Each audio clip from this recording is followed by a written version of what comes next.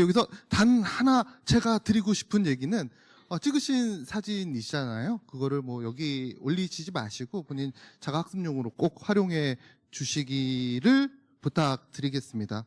네, 그리고 또 하나 얘기 드리면 제 교육 내용은 사진 찍을 게 없다라는 거, 네, 편하게 그냥 들으시면 된다라는 거 꼭 얘기 드리고 싶습니다. 제가 준비한 내용은 혈행 건강과 관련되어 있는 내용입니다. 리더 여러분들께서 많이 인지하고 계신 내용, 앞선 시간에 들었던 내용을 한번 정리해 보면서 연계될 수 있는 뉴트라이트에서 혈행 건강에 도움이 될 수 있는 제품이 어떤 제품인지에 대해서 하나하나 전달해 드리는 시간을 갖도록 하겠습니다. 네, 바로 얘기 들었는데 바로 이렇게 네, 윌리엄 모슬러라는 분이 있습니다. 의학 교재의 표준을 만든 분이라고도 얘기하는데요. 1892년 정도에 발간한 책이 우리 의료 산업에 있어서 굉장히 기본이 되는 학습서가 되었는데, 그분께서 이런 얘기를 했다라고 합니다. 사람은 혈관과 함께 늙는다라고 얘기를 했습니다. 말을 좀 이렇게 돌려서 얘기하면 혈관이 건강하면 사람이 젊게 살 수 있다라는 얘기겠죠. 그만큼 우리 혈관, 혈행이라는 것이 우리 건강한 삶에 있어서 얼마나 중요한지 알 수 있는 내용인데, 그렇다면 여기서 우리가 항상 얘기하는 단어가 있죠. 혈행이라고 얘기하는데, 혈행이라는 것은 무엇일까요? 혈행. 네? 피? 흐름? 그렇죠. 혈액의 흐름을 우리가 혈행이라고 얘기를 하고요. 그 혈행을 통해서 우리가 얻을 수 있는 건 과연 무엇일까요?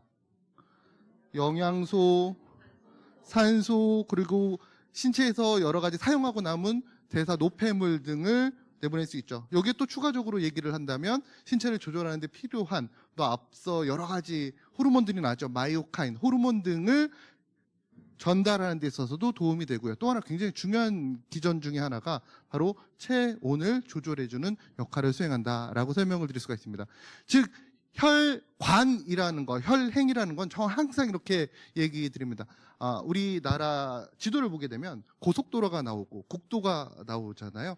그 도로와 같은, 우리 삶에 있어서 굉장히 중요한 이 도로와 같은 역할을 수행하는 게 바로 혈관이라고 설명을 드릴 수가 있습니다. 그렇다면 우리 혈관, 도로, 과연 숫자로 한번 정리해보면 어떻게 정리할 수 있을까? 1분 70회 30억 5리터 10만 킬로. 다 어느 정도 머릿속에 느껴지시나요? 네네. 1분이라는 것은 어떤 의미일까요? 예, 한 바퀴 도는데 걸리는 시간. 혈액이 한 번 이렇게 흐름을 한 바퀴 순환시키는 데 걸리는 시간. 그러면 1분이라는 시간 동안 신체에서는 어느 정도의 혈액량을 순환시킬까요? 그렇죠. 우리 또 이게 표정이 그래. 다 아는 걸 물어보고 있어. 이런 표정이에요. 네, 10만 킬로라는 것은 어떠니까요?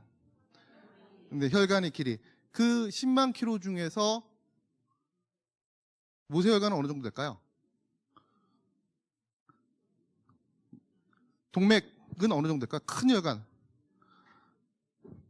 그 부분에 대해서 얘기 드리도록 하겠습니다. 네, 일반적으로 혈행 건강의 문제의 시작은 다음과 같은 문제 때문이라고 얘기를 합니다. 앞서 나왔던 얘기죠. 혈관벽의 미세한 손상으로 인해서 염증이 생기게 되고, 그로 인해서 침착물이 축적되면서 혈관에 장애가 발생한다라고 얘기를 하죠. 오른쪽에 보시는 장면이 바로 혈관의 탄력성이 떨어진 상태, 혈관 안에 노폐물이 껴있는 상태를 의미합니다. 사람은 자신의 신체 혈관의 80%의 지름이 막혀도 인지하지 못한다라고 얘기를 합니다. 그런 상태에서 우리가 겨울철에 일교차가 심한 시점에서 혈액 문제가 많이 발생하잖아요. 그 이유가 무엇일까요? 저렇게 80% 막혀 있는 상태에서 일상적인 생활을 하다가 갑자기 추워지게 되면 몸이 수축하게 되죠. 혈관도 수축되게 되면서 가뜩이나 좁아 있던 혈관의 내경이 막히게 되고, 그 압력으로 인해서 뭔가가 터지거나 아니면 폐쇄가 됨으로써 혈행 건강의 문제가 야기된다라고 설명을 드릴 수가 있습니다. 그래서 혈행 건강에 있어서 가장 기본이 되는 것 중에 하나는 혈관의 탄력성을 지켜라. 혈관의 탄력성이라는 것은 혈관이 이완될 때 이완되고 수축될 때 수축될 수 있도록 준비를 해라라는 의미예요. 그러면 혈관이 이완되고 수축될 때 있어서 가장 기본이 되는 영양소는 어떤 영양소가 있을까요? 마그네슘? 칼슘? 지금 얘기하신 게 다 맞아요. 근데 그거보다 더 원론적으로 중요한 거, 단백질입니다.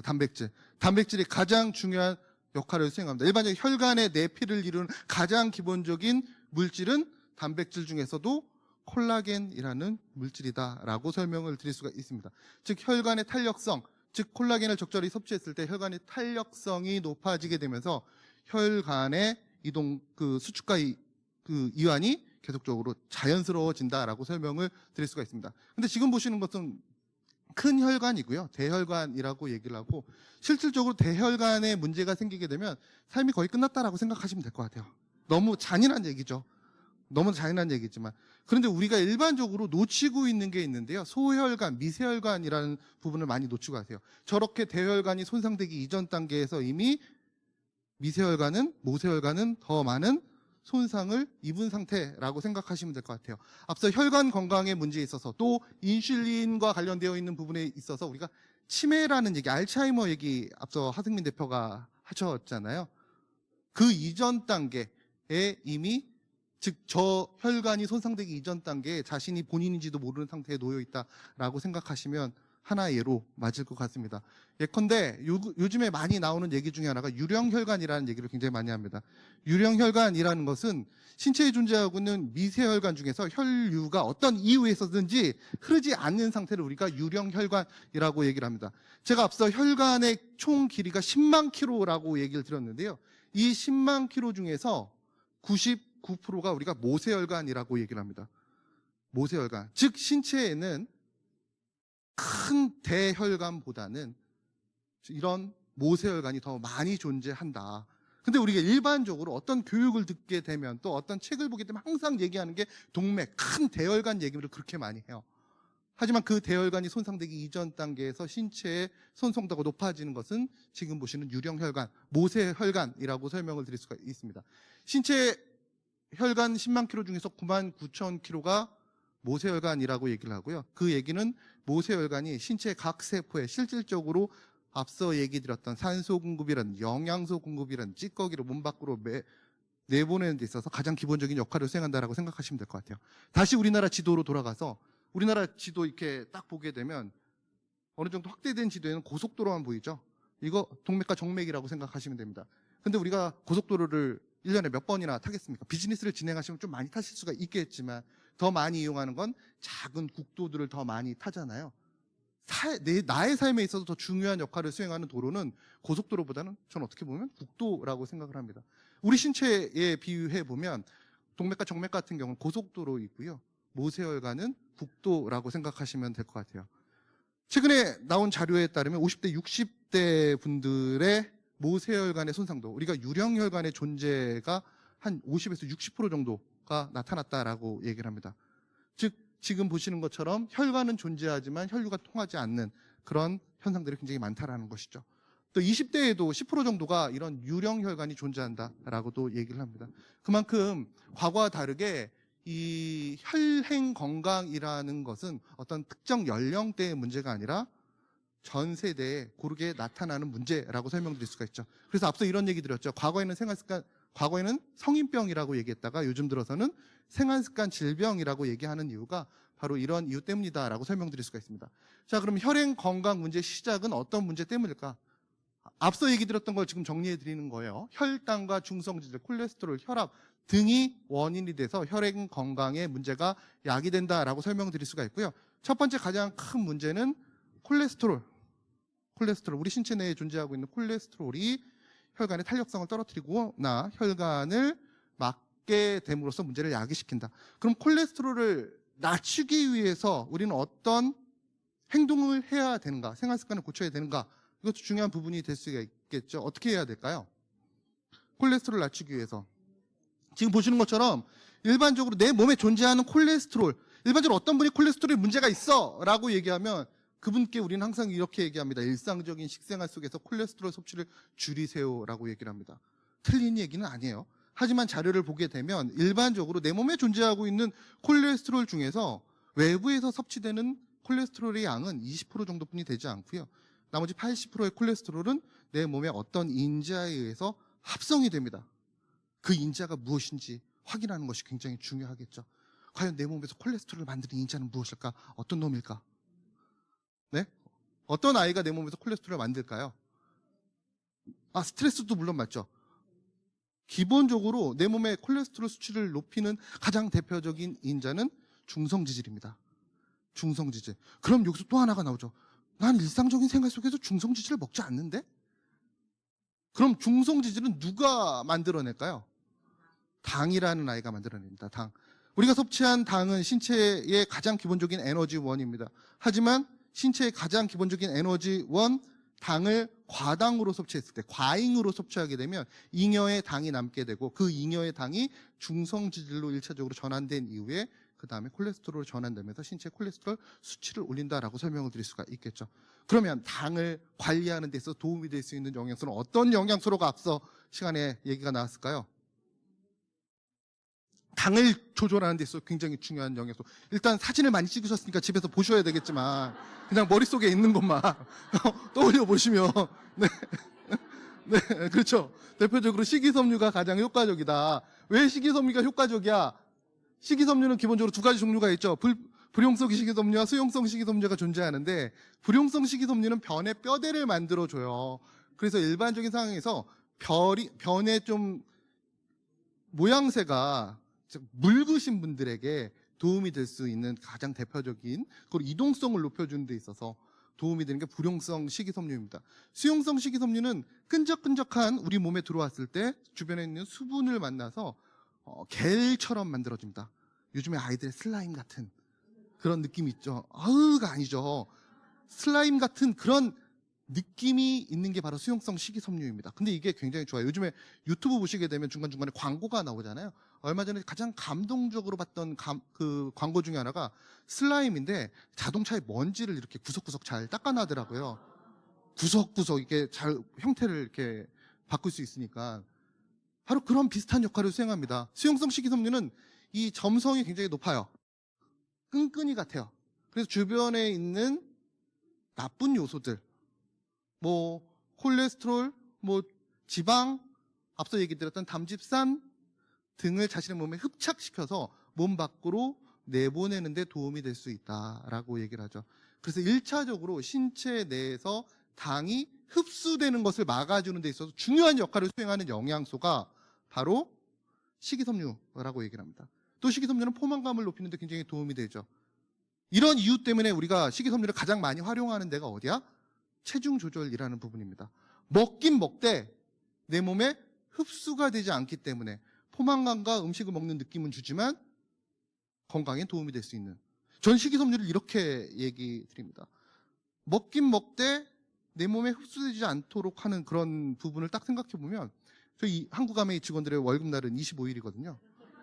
제 월급 통장과 비슷하지 않나라는 생각을 합니다. 들어오긴 들어오는데 저녁이 되면 남는 게 없는 거랑 비슷한 거죠. 그게 바로 식이섬유의 역할이다라고 생각하시면 됩니다. 굉장히 슬프네요. 네. 뉴트라이트에는 두 가지 종류의 식이섬유 제품이 있죠. 어떤 제품일까요? 화이버 파우더 제품이 있고요. 화이버 비츠 제품이 있습니다. 그래서 화이버 비츠 같은 경우에는 일반적으로 귀리 식이섬유가 1g이 포함이 되어 있어요. 그 1g의 식이섬유가 그 제품의 가치를 130%, 150% 높이는 클레임을 사용할 수가 있습니다. 일반적으로 제가 리더 여러분들께 식후혈당 조절에 도움이 될 수 있는 제품은 어떤 제품일까요? 라고 여쭤보게 되면 거의 대부분 글리코다운을 얘기하세요. 근데 글리코다운 이전부터 식후혈당 조절에 도움이 되는 대표적인 제품 중에 하나가 바로 화이버 비츠라는 제품입니다. 뒤에 라벨의 기능성을 보시게 되면 식후혈당 상승 억제에 도움을 줄 수 있습니다. 라고 기재가 되어 있습니다. 식이섬유는 참 놀라운 기능을 수행합니다. 또 앞서 이런 얘기했죠. 장내 건강과 관련되어 있는 내용도 얘기를 했었죠. 종의 다양성을 올리는 데 도움이 될 수 있는 방법에 대해서. 그러면서 이런 얘기를 했습니다. 가슴이 조마조마했는데, 프로바이오틱스를 섭취하게 되면 그 프로바이오틱스는 자신과 똑같은 아이들을 만들지 다른 아이들에겐 관심이 없다. 이게 일반적인 프로바이오틱스다라고 얘기를 했어요. 그래서 우리가 생각해야 될 게, 다른 아이들의 도움이 될 수 있는 프로바이오틱스도 한번 생각해 보시면 어떤 제품인지 아실 겁니다 라고 얘기를 했어요. 그 부분과 연관지어서 가장 좋은 예가 바로 단세지방산이라는 아이입니다. 단세지방산의 수치가 쭉쭉쭉쭉 올라가게 되면 장내 환경을 유익균이 서식하는 데 유리한 환경으로 만들어 줄 수가 있거든요. 그럼 당연히 종의 다양성도 올라가게 되겠죠. 그 단세지방산을 올려주는 데 있어서 도움이 될 수 있는 프로바이오틱스도 물론 존재하지만 이론상으로 봤을 때 이 단쇄지방산의 생성에 도움이 될 수 있는 영양소를 제일 먼저 꼽는다면 식이섬유라는 인자를 꼽습니다. 식이섬유를 기본적으로 충분히 섭취하시게 되면 장 내에 단쇄지방산의 수치가 올라가게 되고 그와 관련돼서 장내 환경이 변화가 되기 때문에 종의 다양성이 올라갈 수 있죠. 우리가 마이크로바이옴 교육 받으실 때 아마 이런 얘기 들으셨을 겁니다. 장내의 종의 다양성이 가장 높은 나라의 사람들은 과연 어느 나라 사람인가? 아마존. 왜 아마존 사람들이 장내의 종의 다양성이 가장 높을까? 그들은 수렵 생활을 하기 때문이다. 거친 음식을 먹기 때문이다. 그 거친 음식에 항상 들어가는 게 바로 식이섬유라고 설명을 드릴 수가 있습니다. 그래서 식이섬유라는 것은 참 다양한 기능을 수행해요. 혈행 건강뿐만 아니라 장 건강, 신체 전반적인 부분에 도움이 될 수 있는. 그리고 식이섬유의 정말 재밌는 거는 식이섬유를 일컬어 이렇게 얘기하죠. 난소화성 탄수화물이라고 얘기합니다. 이게 어떤 의미일까요? 난소화성 탄수화물. 사람의 소화요소에는 분해가 되지 않는 물질을 얘기합니다. 그렇게 유익한 기능을 수행하지만 내가 섭취해도 내 몸에 흡수되지 않고 다른 나쁜 인자들을 모두 데리고 내려가는 아이가 바로 식이섬유이기 때문에 건강을 지키기 위해서 식이섬유를 많이 섭취하시면 어떨까라는 생각을 해봅니다. 또 중성지방, 앞서 얘기 드렸습니다. 앞서 얘기 드린 바와 같이 콜레스테롤과 관련되어 있는 부분의 위험성을 높일 수 있는 가장 대표적인 인자가 바로 중성지방이라고 얘기를 드릴 수가 있고요. 일상적인 식생활 속에서 당 위주의 식생활을 하시는 분들, 특히나 당 중에서도 어떤 당을 섭취하면 혈중 중성 지질이 올라갈까요? 단순당 맞습니다. 그보다 더 쉽게 얘기하면 어떤 음식을 섭취하면 일반적으로 맛있는 음식을 섭취하면 맛있는 음식이라는 것은 매우 단순합니다. 기호성과 편의성이 높다라는 의미이거든요. 언제 어디서든 나의 입맛을 돋굴 수 있는 식품들. 왜 언제 어디서나 나의 입맛을 돋굴 수 있을까? 단순당 성분이 많이 포함이 되어 있기 때문입니다. 그래서 일상적인 생활 속에서 이런 기호성과 편의성이 높은 음식보다는 자연스럽게 거친 음식물을 섭취했을 때 식이섬유도 많이 포함되어 있고 순식간에 혈당이 올라가는, 일반적으로 혈당 스파이크라고 얘기하죠. 이런 혈당 스파이크를 막을 수 있다라고 설명을 드릴 수가 있습니다. 이 부분에 도움이 될 수 있는 것 역시 식이섬유도 큰 도움이 됩니다. 혈당과 관련되어 있는 부분 한번 정리를 해보도록 하겠습니다. 혈당이라는 것은 우리 신체의 가장 기본적인 에너지원이다라고 얘기 들었습니다. 근데 이 에너지원, 가장 기본적이지만 과정을 거쳐서 우리 신체가, 세포가 활용할 수가 있습니다. 일단 혈중에 당의 그 수치가 올라가게 되면 당에서는 이 혈중의 당의 수치를 떨어뜨리기 위해서 우리가 익히 많이 알고 있는 인슐린이라는 아이를 췌장에서 분비를 하게 되죠. 그렇다면 분비된 인슐린 채널을 열어서, 즉 세포에 당이 들어갈 수 있는 채널을 열어서 당이 세포 안으로 들어간 이후에 활용되는 것이 일반적이다라고 설명을 드릴 수가 있습니다. 근데 오른쪽에 보시게 되면 복합당과 단순당의 차이를 보시게 되면 복합당 같은 경우는 혈당이 서서히 오릅니다. 서서히 오른다라는 것은 신체에 지속적으로 에너지를 공급해 줄 수 있다는 얘기이고요. 신체 내에서도 서서히 당이 들어오기 때문에 급작스럽게 인슐린을 과도하게 분비하지 않기 때문에 혈중의 당이 일정 수준 유지가 된다는 겁니다. 하지만 복합당 같은 경우는 단순당 같은 경우는 순식간에 높은 혈당이 내 혈중에 존재하기 때문에 그 혈중의 당의 수준을 떨어뜨리기 위해서 인슐린이 과도하게 분비가 되고, 인슐린이 과도하게 분비가 되면 세포 쪽으로 당이 한꺼번에 들어간다는 거예요. 그럼 세포 안에서는 깜짝 놀랍니다. 내가 처리할 수 있는 당의 양은 정해져 있는데, 제한적인데 너무나 많은 당이 들어오다 보니 일부는 에너지화 시키고 일부는 어떻게 할까요? 중성질로 전환시킵니다. 내가 지금 처리는 못할 것 같아. 나중에 결제해 줄게. 이런 거예요. 저희 부장하고 똑같다는 거예요. 이런 느낌이라고 생각하시면 됩니다. 이런 거는 녹음하시면 안 되는데. 네. 이렇게 생각하시면 될 것 같아요. 그래서 일상적인 생활 속에서 기호성이 높은, 편의성이 높은 식품을 섭취하시게 될 경우에 혈당 수준이 오르락 내리락 항상 문제가 생길 수가 있기 때문에 혈당 관련되어 있는 문제가 많이 발생하고요. 대표적으로 우리나라가 전 세계에서 혈당 관련 문제가 가장 높은 축에 들어가는 국가 중에 하나입니다. 통계 자료를 보게 되면 30세 이상의 6명 중 1명 16.7%라고 항상 얘기 드리고 있고요. 65세 이상의 성인 10명 중 3명입니다. 30% 정도가 당뇨병을 가지고 있습니다. 근데 이 굉장히 높은 수치이지만 이거보다 더 문제가 되는 것은 당뇨병 전 단계 비율이 굉장히 높다라는 겁니다. 당뇨병 전 단계라는 것은 지금 현재 당뇨병은 아니지만 정상도 아닌 상태, 반건강 상태라는 것이 정확한 의미이죠. 정확하게 표현을 한다면 당뇨병 전 단계의 경우에는 5년 내에 최대 40%가 당뇨병으로 전환될 수 있는 그 구간을 우리가 당뇨병 전 단계 구간이라고 얘기를 합니다. 그러면 앞서 얘기 드렸던 당뇨병 유병률과 당뇨병 전 단계 유병률을 한번 더해보면 우리나라의 전체적으로 당 건강 관련 문제 어느 정도인지 확인할 수 있겠죠. 먼저 65세 이상 한번 볼게요. 당뇨병 전 단계 반건강 상태 전 국민의 50% 정도가 당뇨병 전 단계라고 얘기했습니다. 앞서 제가 65세 이상의 당뇨병 유병률은 몇 프로라고 얘기 드렸을까요? 30%. 그럼 그 30과 전 단계를 더하게 되면 65세 이상의 성인 80%가 당뇨병을 가지고 있거나 아니면 5년 내에 당뇨병으로 전환될 수 있는 당뇨병 전 단계 분들이다라고 설명드릴 수가 있겠죠. 30세 이상 한번 볼까요? 앞서 당뇨병 유병률이 16.7%인가 그랬습니다. 근데 지금 보시면 30세 이상 반건강 상태 당뇨병 전 단계 비율이 44%입니다. 16에다가 44를 더하게 되면 60% 정도가 10명 중 6명이 당 관련되어 있는 문제를 가지고 있다는 겁니다. 통계적으로 봤을 때 여기 계신 분들이 30대라고 가정했을 때 물론 그보다 더 젊지만 그냥 통계를 위해서 여기 계신 분들 10명 중 6명이 60%가 당 관련되어 있는 문제를 안고 계시거나 이미 당 관련되어 있는 질병, 당뇨병을 가지고 계신 분들이다라고 설명을 드릴 수가 있습니다. 이 인구 중에 10명 중 6명이.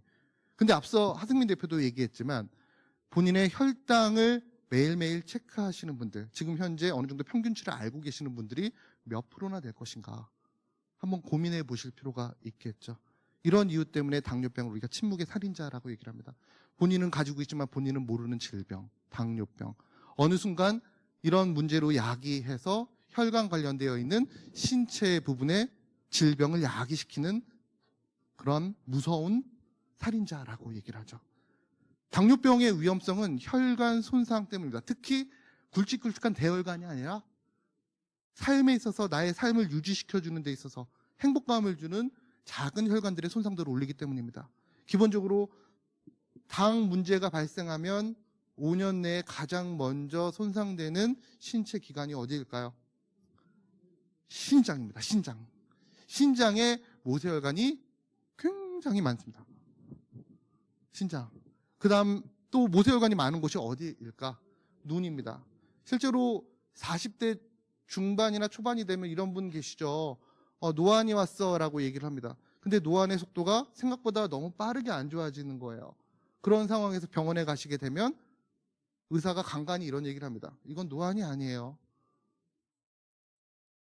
혈당 관련되어 있는 문제 때문입니다. 라는 얘기를 듣는다는 것이죠. 하지만 혈당 건강과 관련돼서 눈에 손상이 발생하게 되면 그 부분은 회복되지 않습니다. 그런 이유 때문에 미리 관리하셔야 된다는 겁니다. 또 어디 부분에 문제가 많이 발생할까요? 잇몸에도 모세혈관이 굉장히 많습니다. 그래서 주변에 어르신들 중에서 당뇨 있으신 분들, 심하신 분들 보게 되면 치아가 손실된 분들이 굉장히 많으세요. 또 이분들의 특징이 있다면 이분들은 틀니를 하십니다. 왜? 한꺼번에 치아가 손실됐기 때문에. 또 하나의 이유는 잇몸 자체가 문제가 되면 임플란트를 할 수가 없습니다. 또 뇌, 앞서 얘기 드렸죠. 뇌, 알츠하이머, 치매 관련되어 있는 부분도 혈당 관련되어 있는 문제가 많다라고 얘기 드렸습니다. 통계자료에서 보게 되면 혈당 문제는 결과적으로 혈관 문제라고 생각하시면 될 것 같습니다. 네. 그럼 혈당 관리를 위해서 어떻게 해야 되니? 인식의 전환이 필요합니다. 계속 얘기 드리는 거예요. 먹거리에 대한 인식 전환이 필요합니다. 먹거리 트렌드가 굉장히 빠르게 변하고 있습니다. 전 세계적으로 봤을 때 1970년대 뉴욕타임즈에 게재된 기사예요. 설탕이 최고 시절이었습니다. 이 시절에 보시게 되면 1971년도 점심 식사 전에 아이스크림 콘을 먹으면 활력을 되찾을 수 있습니다라는 얘기를 합니다.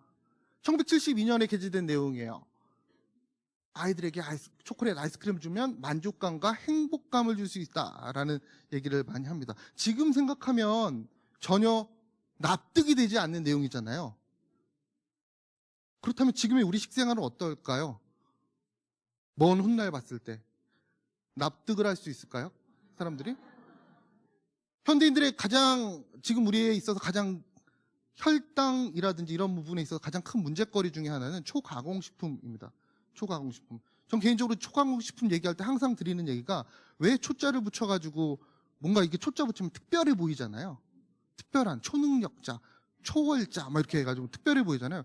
초가공식품은 우리 주변에 너무 가까이 와 있는 식품을 우리가 초가공식품이라고 생각하시면 좋으실 것 같습니다. 제가 일상적인 생활 속에서 섭취하는 음식의 거의 대부분 90% 이상이 초가공식품입니다. 실제로 영국 BBC에서 방영된 다큐멘터리를 보게 되면 영국인들은 일반적으로 70% 이상이 초가공식품을 섭취한다라고 얘기를 합니다. 여기서 그럼 초가공식품의 정의는 뭐냐면 초가공식품이라는 것은 음식의 가공 정도에 따른 분류입니다. 원물, 또 1단계 가공 처리를 했는지 2단계 가공 처리를 했는지 4단계 가공 처리를 했는지 4단계에 해당되는 식품들은 다 초가공식품이라고 생각하시면 될 것 같고 우리가 섭취하는 거의 대부분의 식품들은 4단계 가공식품입니다. 초코우유, 빵, 면 다 먹을 게 없다라는 생각이 들 정도로. 근데 제가 이 얘기를 드리는 이유는 인지를 하셔야지만 의식적으로 관리를 할 수가 있다는 겁니다. 아, 내가 일상적으로 섭취하는 거의 대부분의 음식들이 초가공식품이구나. 저는 편의식품 굉장히 좋아하거든요. 저는 맞벌이예요. 그럼 집에 들리기 전에 아니면 주문으로 그 밀키트라는 거 있잖아요. 아, 좋아 보여요. 채소가 이렇게 싹 들어가 있고 그냥 물 넣고 끓이면 되는 밀키트. 이거 초가공식품입니다. 초가공식품. 라면 당연히 초가공식품이죠. 근데 안 먹을 수는 없기 때문에 인지를 하고 섭취한 만큼 관리를 할 수 있는 우리가 부분이 있어야 되겠죠. 그 부분에서 도움을 드릴 수 있는 게 생활습관 성형과 더불어서 뉴트라이트 건강기능식품이다라고 생각하시면 될 것 같아요.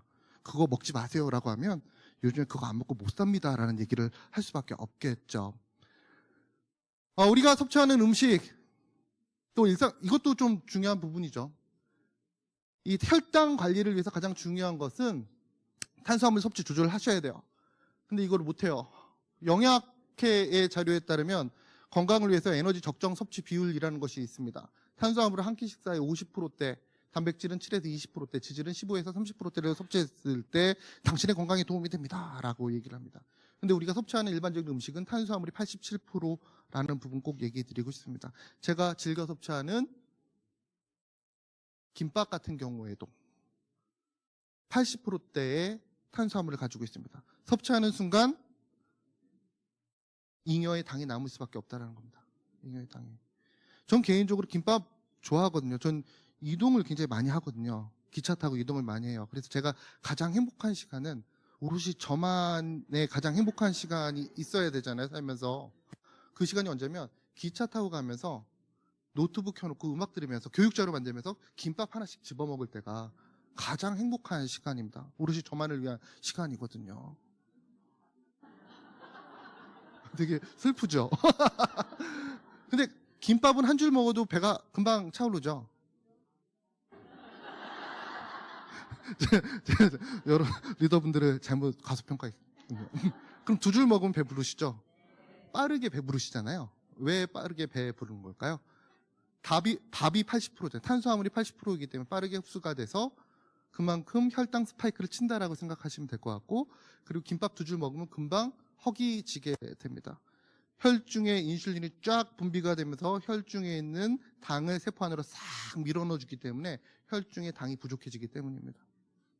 면도 저 굉장히 좋아하죠. 칼국수 같은 경우는 탄수화물 비율이 무려 90% 정도 됩니다. 90%. 칼국수 좋아하시죠? 네, 정말 좋죠. 네, 비 오는 날 칼국수 정말 좋습니다. 네, 이 오돌오돌한 그 칼국수의 면이 저의 입술을 자극하잖아요.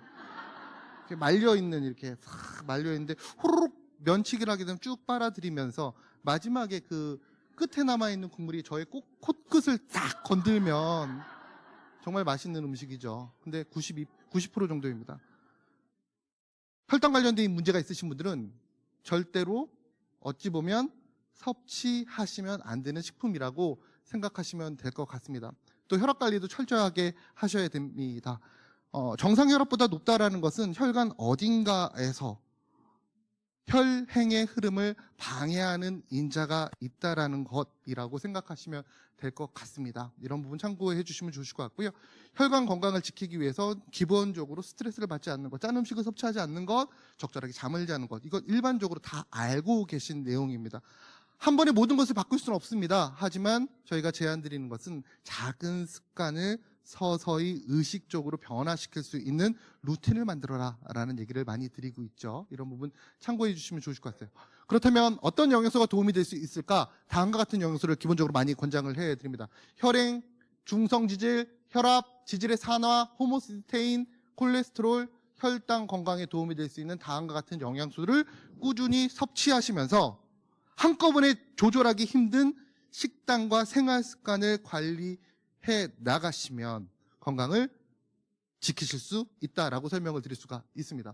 오메가3의 기능 정리해 드릴게요. 다음과 같은 기능을 가지고 있습니다. 일반적으로 영양소 중에서 가장 많은 논문을 쉽게 찾을 수 있는 그런 영양소가 오메가3가 아닐까라는 생각을 합니다. 기본적으로 혈행 건강에 도움이 되는 것은 누구나 다 알고 있습니다. 항혈전, 항혈소판, 그리고 혈관의 탄력성, 내피의 기능을 높여주는 데 도움이 된다. 최근에 문헌자를 보게 되면 지방 조절과 인슐린 저항과 관련되어 있는 부분에서 유의미한 역할을 수행한다는 것이 알려져 있고요. 또 하나 장내 미생물 조절에도 도움이 되는 것으로 알려져 있습니다. 여기서 장내 미생물은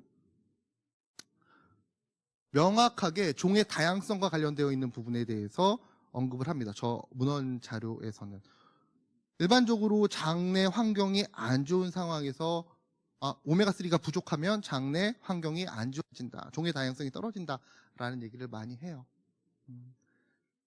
오메가3 충분히 섭취할 것을 많이 권장을 해 드린다라고 설명을 드릴 수가 있겠죠. 앞서 이것도 설명드렸습니다. 필수 지방산의 대사. 오메가6와 오메가3에 대해서 쭉 얘기를 드렸습니다.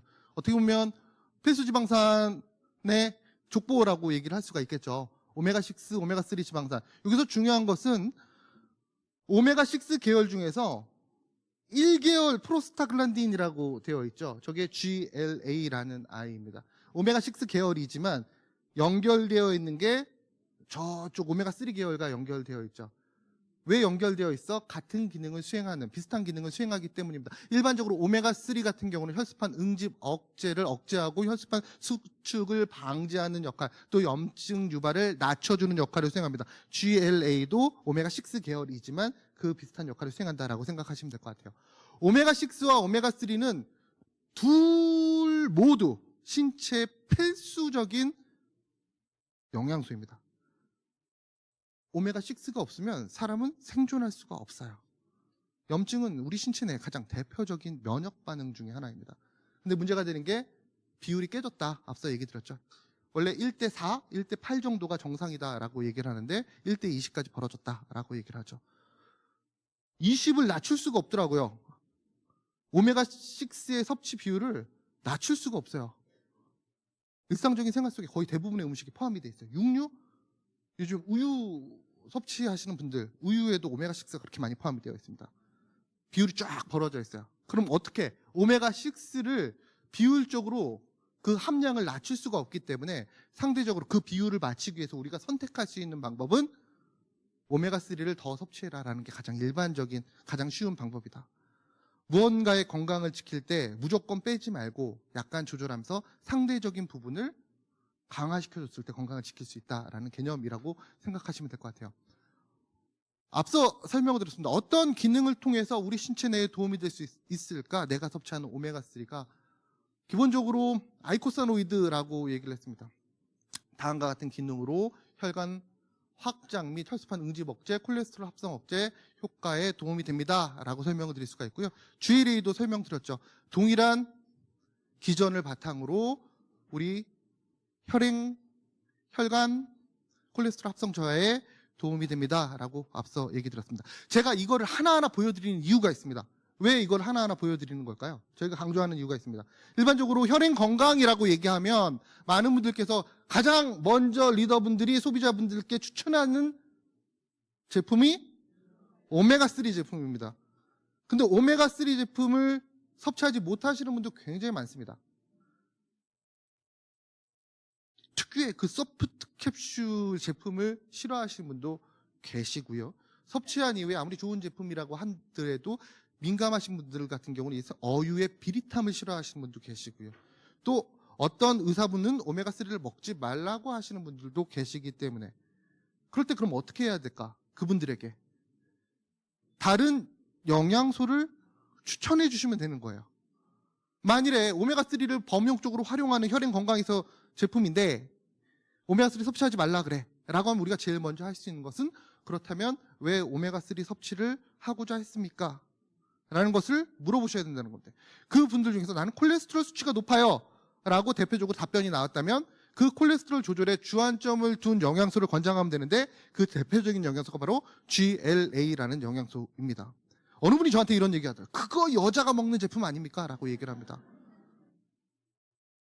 분명히 얘기 드리는데요. 우리나라에서 GLA가 처음으로 건강기능식품 인증받았을 때 제일 먼저 올라갔던 1번 광고 문구, 기능성 정보가 콜레스테롤과 관련되어 있는 부분입니다. 그 다음에 올라간 게 여성 건강과 관련되어 있는 내용이고요. 그 다음에 피부에 관련되어 있는 내용이 올라갔다라고 생각하시면 될 것 같아요.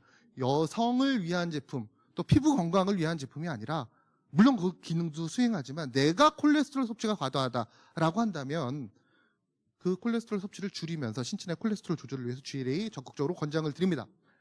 또 이런 제품도 있습니다. 나 GLA도 별로고 오메가3도 좀 어려울 것 같아요 라고 하시는 분들에게 추천할 수 있는 영양소는 어떤 영양소가 있을까? 특히 인지와 관련되어 있는 부분에 있어서 고민을 많이 하시는 분들께 도움이 될 수 있는 영양소, 은행잎 출물을 권장을 드립니다. 인지는 보통 연배가 있으신 분들이 많이 좀 고민을 하시잖아요. 이 분들께 혈행 건강과 기억력 개선에 도움이 될 수 있는 제품, 은행잎 출물이 포함되어 있는 제품 추천드립니다. 코엔자임 Q10은 어디 부분에 문제가 있으세요? 저는 혈압이 평소에 굉장히 높습니다. 혈관의 수축을 막아주는 NO라는 인자를 앞서 얘기 드렸죠. 그 NO라는 인자를 유지시켜주는 데 도움이 될 수 있는 코엔자임 Q10이 들어가 있는 영양소를 권장을 해드린다라고 설명드릴 수가 있습니다. 또 코엔자임 Q10의 또 하나 기능이 지질의 산화를 막아준다라는 내용 얘기해 주셨죠. 또 비타민 E의 활용성을 올려준다라고 얘기를 드렸습니다. 이런 부분 항산화 기능적인 측면에서도 굉장히 중요하다라고 얘기를 드렸습니다. 또 더불어서 또 얘기 드렸던 게 우리 신체 내에 코엔자임 Q10 가장 기본적이다 에너지 대사에 있어서 세포 내 발전소라고 얘기하는 미토콘드리아에서 전자전달계에서 에너지를 직접적으로 만들어주는 데 중요한 역할을 수행합니다 라고 얘기를 드렸습니다. 우리 신체 내에서 발생하는 유해산소 중에서 가장 많이 유해산소가 나오는 곳이 어디일까요? 미토콘드리아입니다. 미토콘드리아. 이 자동차랑 똑같다고 생각하시면 됩니다. 자동차에서 매연의 영향을 가장 많이 받는 곳은 어디일까? 엔진룸입니다. 거기서 폭발이 일어나면서 실린더가 작동해서 운동 에너지를 얻는 거잖아요. 우리 신체 내에서도 마찬가지겠죠. 에너지를 ATP를 실질적으로 만드는 곳이 아니야. 어디야? 세포 내의 발전소라고 하는 미토콘드리아예요. 거기서 전자를 서로 막 주고받으면서 ATP를 만들거든요. 그러면 그 안에서 유해산소가 가장 많이 발생한다 라고 한다면 그 안에서 유해산소로부터 내 몸을 지켜줄 수 있는 항산화 영양소가 필요한데 미토콘드리아 안에서 유해산소를 막을 수 있는 유일한 존재가 코엔자임 Q10이라는 겁니다. 앞서 그래서 하승민 대표도 미토콘드리아 내에서 발생하는 유해산소에 대해서 얘기를 한 겁니다. 미토콘드리아는 한번 손상되면 복구가 되지 않습니다. 아직까지 연구가 계속적으로 진행되고 있습니다. 정말 놀라운 사실은 우리 인간의 미토콘드리아는 단 한 사람의 유전자와 동일한 형태를 가지고 있다고 얘기를 합니다. 이게 아직까지 덜 밝혀진 거예요. 아프리카에 있는 한 여성의 미토콘드리아의 그 유전자와 거의 굉장히 비슷하다라고 얘기를 해요. 근데 아직까지 연구가 계속적으로 진행되고 있다라고 생각하시면 될 것 같아요. 네.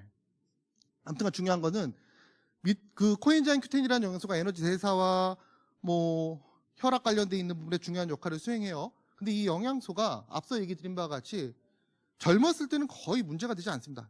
일반적으로 20대 이전에는 일상적인 생활을 하시는데 충분한 양의 코엔자임 Q10이 신체 내에 존재한다라고 얘기를 합니다. 근데 참 놀랍게도 나이가 들면서 떨어지기 시작해요. 특히나 간, 심장, 신장, 폐에서. 그래서 그 부분의 에너지도도 같이 떨어진다라고 얘기를 하죠. 그 부분에 좀 도움을 받고자 하시는 분들에게 기본적으로 많이 권장을 해드립니다. 구글의 엔지니어 이사분이 계십니다. 굉장히 유명한 분이에요. 전에도 한번 얘기 드렸는데 이름을 언급하면 안 되는데 그분이 젊게 살기 위해서 건강기능식품을 몇십억을 먹는 분이 계세요. 그 분이 기본적으로 섭취하는 가장 대표적인 건강기능식품 원료가 첫 번째 오메가3이고요. 그리고 두 번째가 바로 코엔자임 Q10이라는 영양소입니다. 젊음을 유지하기 위해서.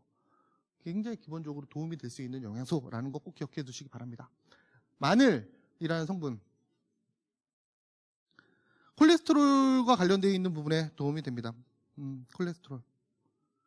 또 혈압 관련되어 있는 부분에 도움이 되는 것으로 알려져 있습니다. 우리 신체 내에서 혈압과 관련되어 있는 부분에 영향을 주는 물질을 우리가 안지오텐신이라고 얘기를 하거든요.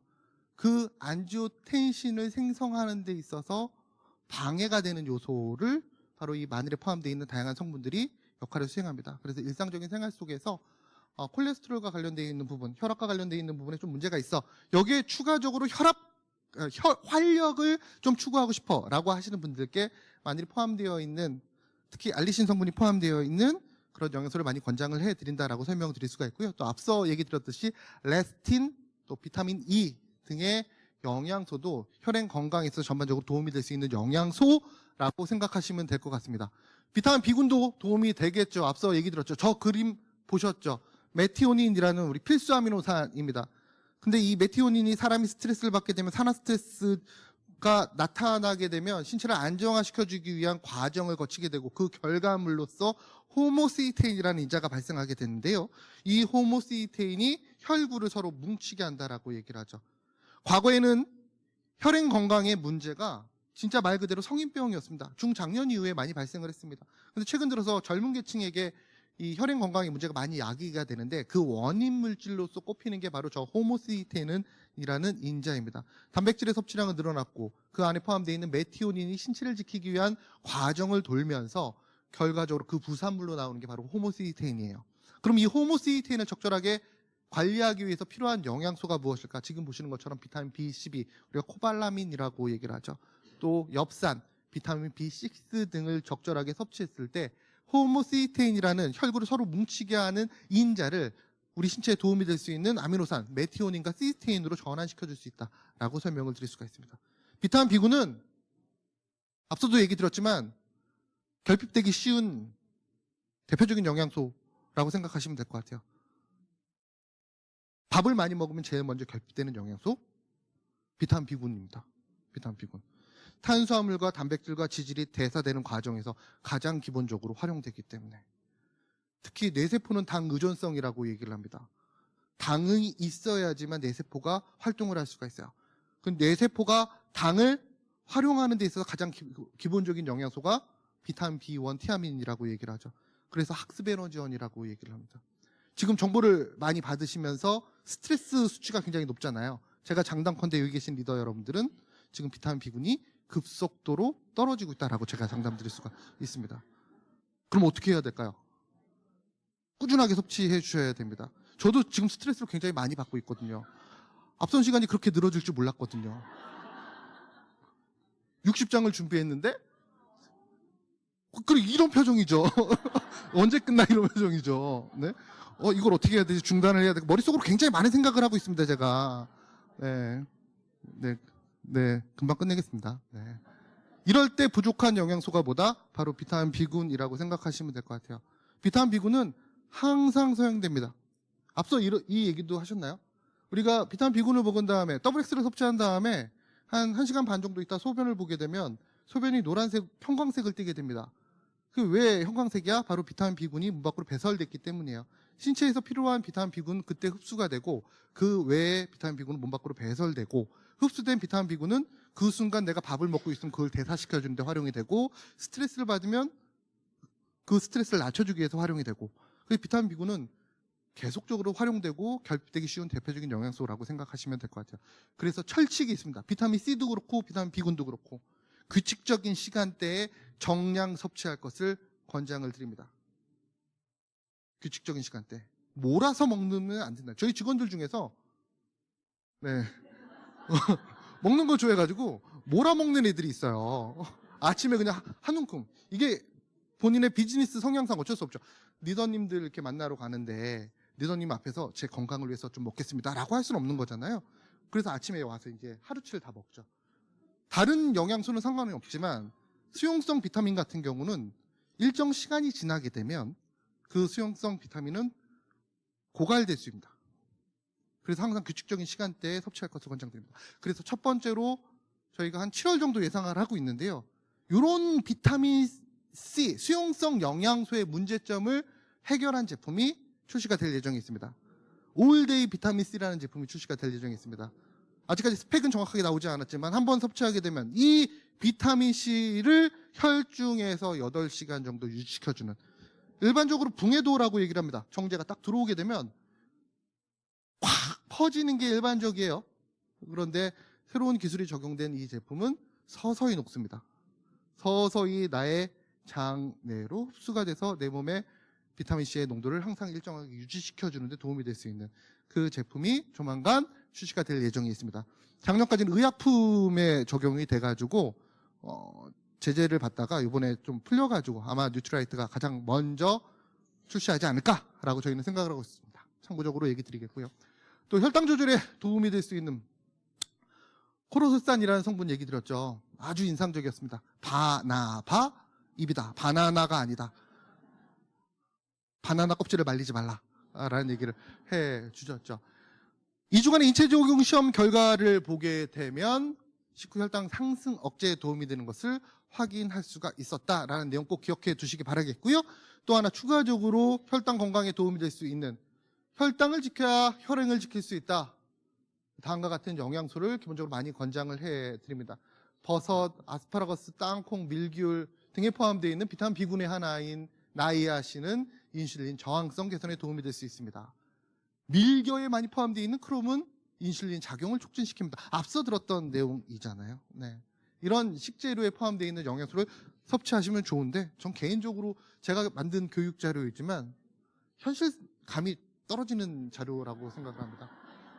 저도 압니다. 네, 이렇게 쓰면서 내가 평생을 살면서 지금 막 이제 50대를 바라보고 있는 제가 이렇게 쭉 살면서 전밀과 밀교와 밀배를 과연 몇 번 먹어봤을까? 일반적인 식생활을 통해서 내가 살면서 나의 혈당 건강을 위해서 버섯은 좀 먹었어. 근데 과연 아스파라거스를 과연 몇 번 먹었을까라는 생각을 했습니다. 아스파라거스는 딱 2년 전 크리스마스 때 스테이크를 집에서 구워 먹으면서 먹었다라는 것 꼭 기억해 두시기 바랍니다. 현실성이 없다는 겁니다. 왜 건강기능식품이 필요한가에 대해서 논란이 굉장히 많습니다만, 건강에 도움이 되는 영양소라는 건 누구나 다 알고 있습니다. 하지만 그것을 과연 일상적인 급원을 통해서 우리가 섭취할 수 있을까? 장담합니까? 라고 그 의사분께 얘기한다면 그분도 굉장히 큰 고민을 할 수밖에 없겠죠. 당신은 1년에 아스파라거스를 얼마나 먹고 있습니까? 전밀과 밀교를 과연 어느 정도 먹고 있을까요? 다른 영양소도 마찬가지입니다. 혈당 건강에 도움이 될 수 있는 다양한 영양소가 존재합니다. 근데 이런 영양소들, 앞서 나왔던 영양소들은 일상적인 식생활을 통해서 섭취하기 힘들기 때문에 항상 얘기 드리는 것이 정제되어 있는 상태에서 좋은 식품을, 건강기능식품을 섭취하십시오라고 얘기를 하죠. 식물 영양소도 마찬가지겠죠. 좋은 건 다 알고 있습니다. 하지만 우리가 어떠한 영양소를 섭취해야 되는지 한번 고민해 보시면 어떨까라는 생각을 해봅니다. 건강기능식품 선택에 있어서 가장 중요한 기준은 무엇일까요? 안전, 맞습니다. 안전성 중요하겠죠. 또 하나 중요한 게 뭐가 있을까요? 네? 원료도 중요합니다. 또 어떤 부분이 있을까요? 네? 회사, 그 브랜드. 네네. 저 항상 WX 교육할 때 얘기 드리는 부분이 있어요. 5가지 선택 기준이라고 얘기를 드리는데요. 모든 건강기능식품에 동일하게 적용되지 않을까라는 생각을 합니다. 지금 얘기하신 안전성도 브랜드도 모두 포함이 된 내용이에요. 기본적으로 머릿속으로 생각하시면 됩니다. 앞서 얘기됐던 그 많은 영양소가 지금 현재 우리나라에서 많은 건강기능식품 형태로 판매가 되고 있습니다. 그러면 그 많은 영양소가 포함되어 있는 건강기능식품, 다양한 형태로 판매가 되고 있는 건강기능식품 중에서 과연 어떤 제품이 좋은 제품인가, 우리의 식생활을 고려했는지 보셔야 되는 거고요. 그 원료를 철저하게 관리했는지, 감독했는지, 한마디로 말해서 내 손으로 만들었니, 남의 손으로 만들었니예요. 그 안에 포함되어 있는 식물을 누가 재배했어, 누가 씨앗을 파종했어, 누가 수확했어, 이거 한번 따져보셔야 된다는 겁니다. 그리고 그 안에 우리 건강에 도움이 된다라고 하는 식물 영양소가 실제로 들어가 있는지도 확인해 보시는 것도 중요하겠죠. 또 하나 마지막으로 굉장히 중요한 거죠. 과학적으로 검증됐는지. 앞서 하승민 대표가 그러면서 이런 얘기했죠. 저도 요즘에 많이 하고 있는 얘기인데요. 일반적으로 영양학 강의를 하게 되면 외부 강사분께서 항상 하는 얘기가 어떤 제품을 소개합니다. 그리고 그 안에 영양소를 얘기해 드립니다. 그렇죠? 근데 그 영양소와 관련되어 있는 부분의 논문은 뭐 비타민 C와 관련되어 있는 내용이지 그 제품과 관련되어 있는 내용은 아니에요. 근데 뉴트라이트의 WX의 경우에는 완제품 인체 적용 실험이라고 얘기를 하죠. 완제품 인체 적용 실험. 지금까지 2000년부터 8편의 1급 학술지에 게재가 됐습니다. 1급 학술지. 1급 학술지라는 것은 게재도 어렵고 게재되는 순간 파급력이 굉장히 큰 학술지를 의미합니다. 파급력이 크다라는 것은 다양한 동종업계 사람들이 인용을 하는 학술지라는 의미예요.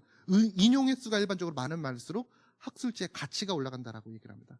근데 그 1급 학술지에 게재가 되었어요. 얼마 전에 게재가 된 게 있었죠. 혹시 얘기 들으셨나요? 2023년도 12월 23일 날 게재가 됐습니다. 저한테 메일을 보냈더라고요. 크리스마스 이틀 전에. 아주 행복했습니다. 어떤 내용이냐면 우리가 그간 2000년대부터 2013년대까지는 식물 영양소 가치를 알리기 위한 연구가 굉장히 많이 이루어졌거든요. 저변 확대하기 위한. 그리고 2013년도부터 지금 현재까지는 인체 적용 실험 등 실제로 WX를 섭취했을 때 우리 신체에 어떤 변화가 있는지에 대한 연구가 계속적으로 진행이 되고 있어요. 근데 작년에 발표가 된 연구는 그간의 연구를 어떻게 보면 집대성한 연구이자 다음 연구로 가기 위한 어떻게 보면 발판이 되는 연구 결과가 나왔습니다. 일반적으로 WX라고 얘기하면 머릿속으로 떠오르시는 게 산화적 스트레스 관리는 누구나 다 떠올리고 계십니다. 산화적 스트레스를 낮춰줌으로써, 즉 활성산소종을 낮춰주고 그를 통해서 DNA 건강까지도 생각할 수 있다는 건 누구나 다 알고 있는 사실이죠. 최근에 나온 연구 결과도 그 내용이 포함이 되어 있습니다. 근데 또 하나 우리가 생각하지 못했던 결과가 나왔어요. 그 연구 결과를 바탕으로 이제 더 깊이 있는 연구가 진행될 예정인데, 그 연구 결과가 무엇이냐면 바로 염증과 관련되어 있는 부분에 있어서 도움이 될 수 있는 것으로 나타났습니다. 염증. WX에 포함되어 있는 식물 영양소가 신체 내에 들어왔을 때 낮은 수준의 염증으로부터 우리 몸을 지켜주더라. 이건 지금까지 밝혀진 바가 없는 내용이거든요. 우리가 염증이라고 하면 항상 오메가3만 생각했지 WX는 생각하지 않았잖아요. 근데 그 연구를 바탕으로 이제 다음 연구로 갈 수 있는 그런 발판이 되었다라고 설명을 드릴 수가 있습니다. 이런 끊임없는 연구를 통해서 가치를 실현하고 더 완벽한 제품을 만들기 위해서 노력하는 제품을 선택하셔야 된다는 겁니다. 혈행 건강에 도움이 될 수 있는 오메가3도 마찬가지입니다. 우리나라에 오메가3 제품이 얼마나 많습니까? 그 오메가3 제품 중에서 과연 어떤 가치를 가지고 있는지 보셔야 된다는 겁니다. 내 몸에 도움이 될 수 있는 적절한 영양소가 포함이 되어 있는지, ALA, EPA, DHA, 그리고 흡수율이 높은 이런 기능을 수행하는지. 근데 이 부분보다 더 중요한 것은 안전성이 아닐까라는 생각을 합니다. 안전성. 요즘에 바다에서 나온 생물에 있어서 안전성을 의심하는 경우가 굉장히 많으십니다. 바다가 오염되어 있다라고 생각하시거든요. 틀린 얘기는 아니겠죠. 그럼 그곳에서 나오는 원료이니만큼 더욱더 철저하게 관리를 해야 된다라고 생각합니다. 제가 이런 얘기 드리면 어떤 분이 저한테 그런 얘기를 합니다. 바다가 그렇게 오염돼 있다. 그래서 철저하게 관리해야 된다. 그럼 고민하지 말고 땅에서 갖고 오면 되잖아요. 식물성 오메가3 얘기하십니다. 우리가 상식적으로 생각하셔야 됩니다. 바다가 오염되기 이전에 어느 곳이 오염이 되는지.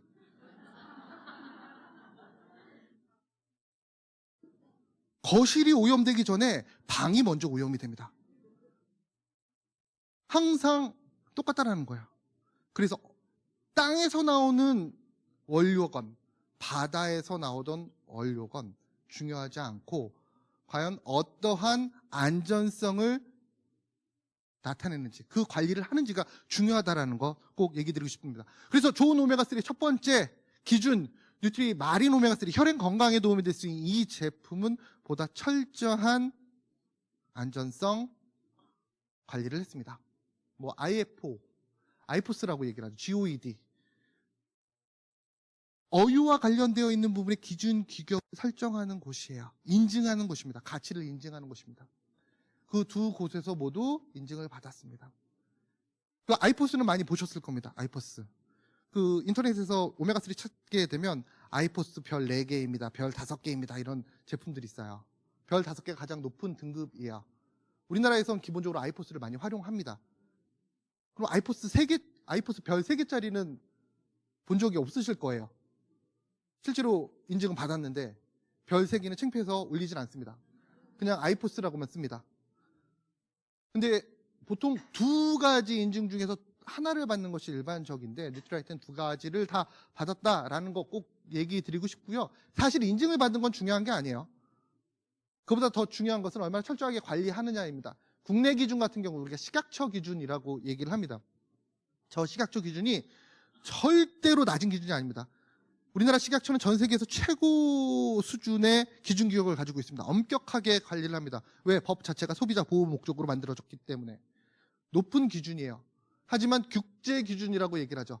GOED 또는 아이포스 보다는 좀 낮은 수준의 기준 규격을 가지고 있어요. 근데 국제 기준보다 더 엄격한 관리를 하는 기준을 가지고 있는 게 바로 뉴트라이트 관리 기준이라고 생각하시면 될 것 같습니다. 항목 수도 차이가 있고요. 같은 항목들에도 수치 차이가 크게 나는 것을 볼 수가 있습니다. 소비자가 건강을 위해서 섭취하는 제품이니만큼 또 오메가3는 제가 앞서 이런 얘기 들었습니다. 일상적인 식생활 속에서 우리가 오메가6를 많이 섭취하고 있기 때문에 그걸 줄일 수 없기 때문에 상대적으로 더 많이 섭취해야 됩니다 라고 얘기를 드렸잖아요. 식생활이 변하지 않는 이상은 항상 동반자처럼 함께 가야 될 식품이라는 거예요. 평생을 함께 가야 될 식품이라면 더욱더 엄격하게 관리해야 된다라는 뉴트라이트의 어떻게 보면 철학이 접목된 기준이 아닐까라고 생각을 합니다. 너희 오메가3가 어느 부분이 가장 자신 있어? 가치 있어? 라고 누군가 물으신다면 공개되어 있는 자료를 보여주시면 됩니다. 우리는 이런 관리 기준을 바탕으로 제품을 만들고 공개해. 그냥 별 5개가 아니라 그보다 더 엄격한 관리 기준을 가지고 있어. 왜? 일상적인 생활 속에서 꾸준히 섭취해야 되는 영양소이기 때문에 또 혈행 건강이라는 것이 삶에 있어서 굉장히 중요한 요소이기 때문에 라는 부분을 꼭 기억해 두시기 바랍니다. 또 여기서 문제가 하나 생겨요. 아무리 안전성이 좋다라고 해도 결과적으로 기능이 떨어지게 되면 선택을 못 받거든요. 그래서 우리는 흡수율에 주안점을 뒀습니다. 그간 TG, EE, RTG 형태에 대한 논란이 굉장히 많았습니다. 그래서 그 형태에 대한 논란을 좀 뛰어넘고자 새로운 형태의 오메가3 제품을 출시했습니다. 아쿠아셀 기술이 적용되어 있습니다. 미색 캡슐이라고 생각하시면 될 것 같습니다. 그냥 이 부분만 얘기 드릴게요. 일반적으로 TG나 EE나 RTG나 흡수하는 과정이 복잡합니다. 복잡해요. 쪼개져야 되거든요. 또 흡수되고 재결합하는 과정이 있거든요. 그런데 그 부분을 간소화시킨 그런 구조라고 생각하시면 될 것 같아요. 섭취한 이후에 혈중의 농도를 본 겁니다. 아래쪽 가로축이 시간이에요. 시간. 섭취한 이후에 4시간, 8시간, 12시간, 16시간, 20시간, 24시간 이후에 과연 일반 어유를 섭취했을 때와 아쿠아셀 기술이 적용된 오메가3를 섭취했을 때 과연 어느 정도 혈중의 농도를 나타내느냐에 대한 인체 적용 실험 결과입니다. 보시는 것처럼 3배에서 최대 6배 정도의 높은 가치를 가지고 있다는 것을 확인할 수 있었습니다. 안전성과 흡수를 통해서 우리 신체 건강에 오메가3가 가지고 있는 그 역할적인 부분에 있어서 충족될 수 있는 제품이라고 생각하시면 될 것 같아요. 또 앞서 얘기 나왔지만 4가지 기능성과 관련되어 있는 부분에 도움이 될 수 있습니다. 정확하게는 3가지죠. 광고 심의 기준으로 따지게 되면 혈행 건강에 도움이 될 수 있습니다. 눈 건강에 도움이 될 수 있습니다. 기억력 건강에 도움이 될 수 있습니다. 또 부원료로 식물성 오메가3 많이 얘기를 하시잖아요. ALA도 포함이 되어 있다는 장점을 가지고 있고요. 또 앞서 얘기 드렸지만 비타민 E, 오메가3의 산화를 적절하게 방지하기 위해서 또 신체에 도움이 될 수 있는 비타민 E를 섭취하기 위해서 비타민 E가 생각보다 높은 양 포함이 되어 있다는 것 꼭 기억해 두시기 바랍니다. 기존의 제품과 한번 비교해 보도록 하겠습니다. 가격은 살짝쿵 잊어주시면 감사드리겠고요. 맨 왼쪽에 있는 게 흡수율을 높인 뉴트라이트 마린 오메가3이고요. 오메가3 밸런스가 2번째 나와 있고요. BDH 브랜드 그리고 오메가3 젤리 등이 나와 있습니다. 함량에 따라서 또 기능에 따라서 분류해서 우리 아이들에게 적절한 오메가3를 청소년들에게 섭취시키면 어떨까라는 생각을 해봅니다. 참고적으로 소개해드렸고요. 또 기본적으로 이 혈행 건강에 도움이 될 수 있는 제품들 앞서 나왔던 영양소들에 관련되어 있는 부분에서 특징을 얘기 드리면 첫 번째 GLA 브랜드입니다. 혈중 콜레스테롤 건강에 도움이 된다라고 얘기 드렸잖아요. 이 부분에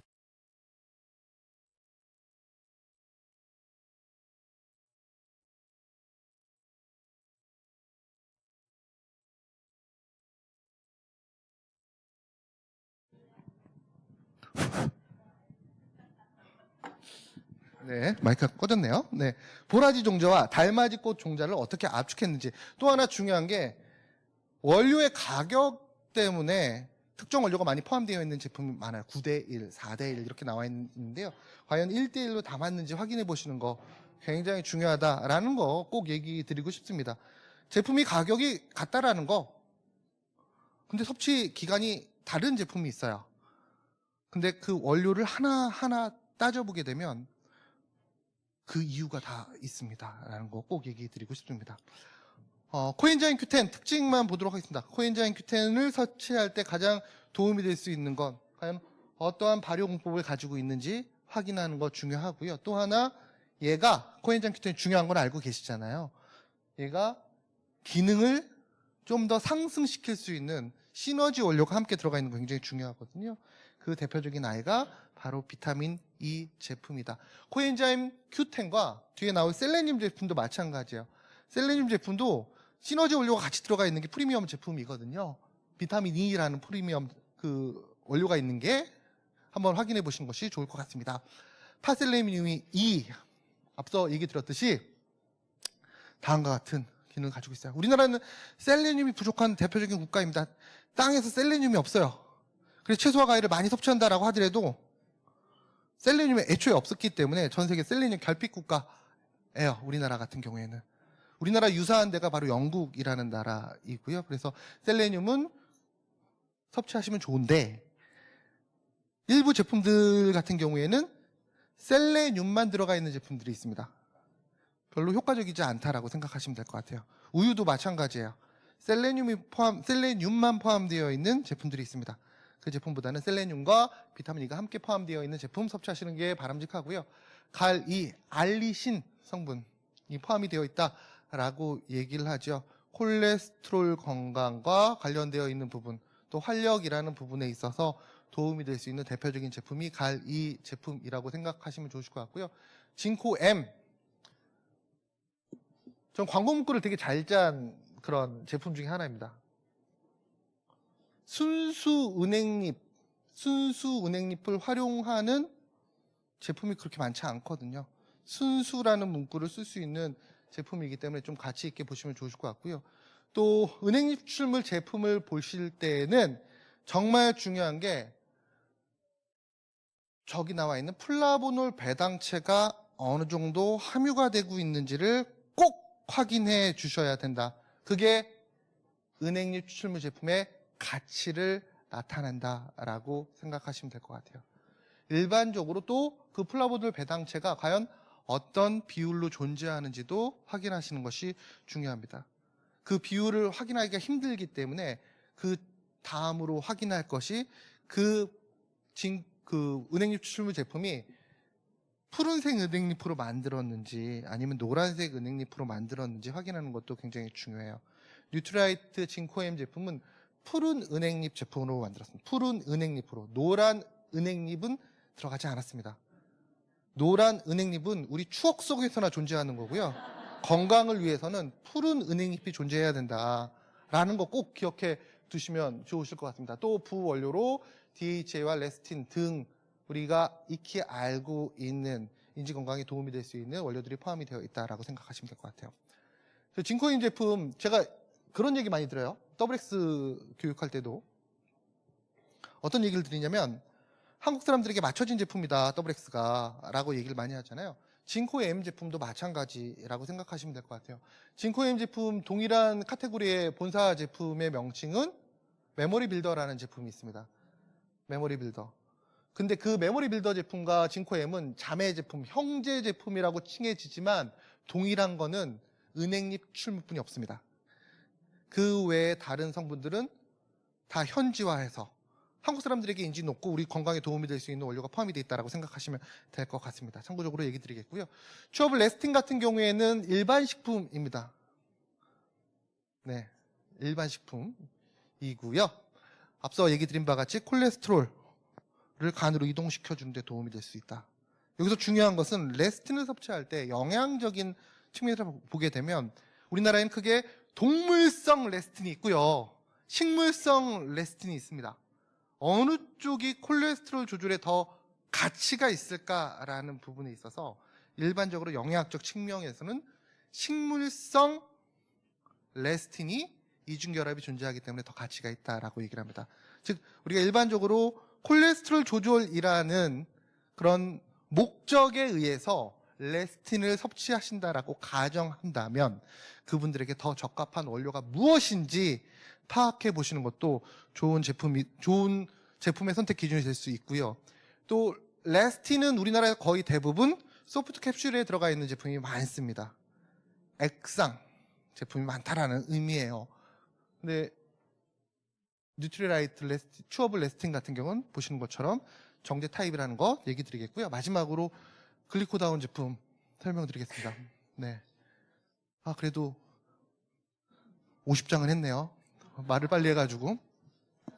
바나바입 추출물 특징만 얘기 드릴게요. 앞서 이거 얘기 드렸던 부분입니다. 혈당 조절 메커니즘.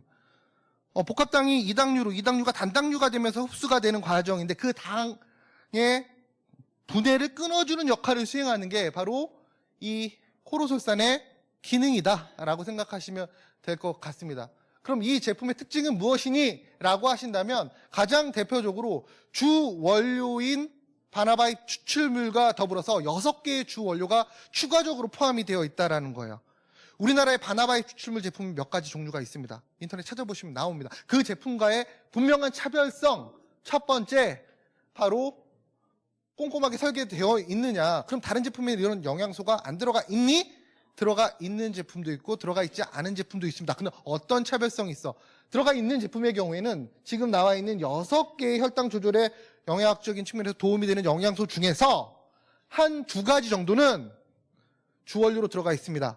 여기서 말하는 주원료라는 것은 영양소 기준치 30% 이상일 경우에 주원료라고 얘기를 해요. 그래서 기능성을 표시할 수가 있습니다. 그래서 보통 주원료, 바나바입 추출물 외에 나이아신이 주원료로 포함되어 있는 제품은 영양소 기준치 봤을 때 30에서 50% 정도 또는 100%일 수도 있습니다. 그럴 경우에 나머지는 다 부원료로 싹 들어가 있는 경우가 있습니다. 부원료는 기능성 표시를 못 하거든요. 한 2가지 정도 주원료 아니면 나머지 다 부원료, 전체 다 부원료. 근데 뉴트라이트 글리코다운 제품의 경우에는 보시는 것처럼 비타민과 무기질이 다 주원료로 포함이 되어 있다는 거. 이 부분 꼭 기억하시면 좋으실 것 같아요. 특히 앞서 얘기 드렸지만 크롬이라는 영양소 최근 들어서 많이 부각되고 있는 영양소입니다. 어디에? 혈당 건강에 도움이 된다고. 그 영양소의 경우에는 영양소 기준치 봤을 때 667%가 포함이 되어 있습니다. 굉장히 높은 수준으로 포함이 되어 있다는 거예요. 이런 바나바입 추출물 외에 원료가 과연 어떠한 구성으로 포함되어 있는지 꼼꼼하게 따져보시는 것이 중요하고요. 또 하나의 주 원료 인시투라고 얘기를 합니다. 네. 마찬가지로 부원료지만 식후혈당, 식후인지 관련되어 있는 부분에 도움이 되는 것으로 알려져 있습니다. 이런 원료가 포함이 되어 있어요. 정리를 해보게 되면 또 하나 여기서 주 원료가 바나바입 추출물 특징이 나오게 되는데요. 우리나라에 나와 있는 바나바입 추출물 제품을 보게 되면 어느 나라 건지 한번 보시는 것도 중요한 것 같습니다. 어느 나라 건도. 바나바입 추출물의 가장 대표적인 생산지는 어디야? 동남아입니다. 동남아 쪽 또는 인도 쪽입니다. 우리나라의 경우에는 필리핀 제품들이 주류를 이루고 있어요. 그럼 그 바나바입을 생산하는 나라 중에서 좀 자부심이 있는 나라, 종주국이라고 칭해지는 나라가 어느 나라니? 라고 하면 인도산을 많이 꼽습니다. 바나바입의 고퀄리티를 나타내는 그 인도산 중에서도 프리미엄 바나바입을 활용했다라는 것, 그리고 6가지 주 원료가 포함이 되어 있다라는 것, 또 부원료도 꼼꼼히 챙겼다라는 것, 이 제품의 가장 큰 특징이다라고 설명을 드릴 수가 있습니다. 이런 부분을 좀 많이 어필해 주시면 어떨까라고 생각을 해봅니다. 자, 앞선 시간에 건강영양 정보에 이어서 그 내용을 정리해 드리고 또 그 부분에 도움이 될 수 있는 제품에 대해서 하나하나 좀 정보를 전달해 드렸습니다. 네. 긴 시간 너무 급하게 달려왔다라는 거 너무 감사합니다.